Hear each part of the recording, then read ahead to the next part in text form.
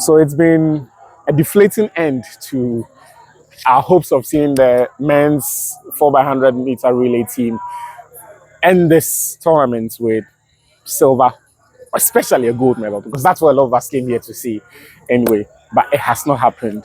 The problem, I think, was in that anchor leg, because right from the start, Edwin Gadai held his own. Joe Paul kept us in the race, and then on that back street, Joe Paul kept us in the race, and then in the final curve there, you saw Fuseni. Fantastic run. He did not only close the gap, he surpassed his marker, and at the point of the baton changeover, he gave Saminu an advantage to protect. Saminu just could not get it over the line for us in first place. And I think it appeared as though he was focusing too much on the Nigerian to his immediate right and almost forgot about the Ivorian who eventually took the race. Disappointing. A lot of people have asked, maybe we should go back to seeing Joe Paul running the anchor leg for us and all of that. I haven't seen the splits yet to see the time that Saminu ran and how it compares to the Nigerian, to the Ivorian, just to see, except to say that we know that at the time that he had the baton, it looked like Team Ghana had the advantage and we could not see it out. But look, again, the question that you have to ask yourself is, did we put our best foot forward? Because, and not to disrespect anyone, if you go from John Bolton, Benjamin Azamatis trainer, who coached this team at the World Relays, to, I don't want to mention his name, I don't want anybody to feel disrespected, but the level of training that we had from Eric and Kansa and the team here, you know that there's a bit of a drop-off.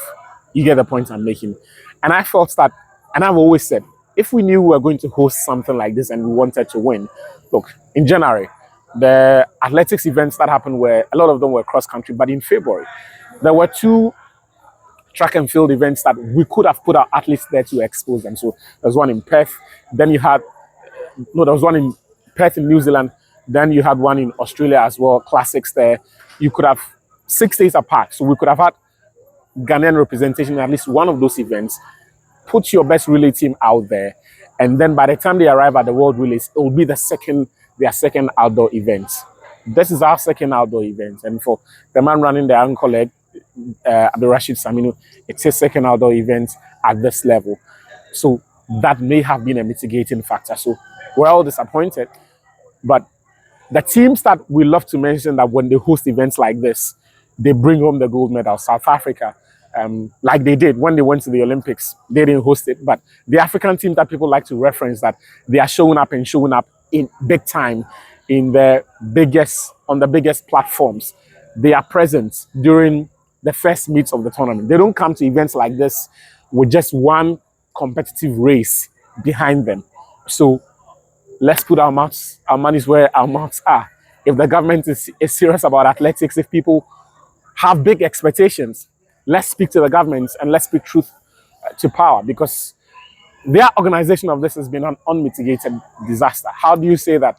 How do you sign up for hosting a tournament like this, and then a week to the events, the finance ministry and government say there is no money to host it? It's absolute nonsense. It's balderdash, if you ask me, because if you at some point came to the realization that you no longer were in the position to host the event, write back to CAA and tell them we're not going to do this. But don't subject us to this embarrassment in the name of hosting an event. So it's been a disappointing end to the men's dreams of winning a gold medal, but we got exactly what we prepared for.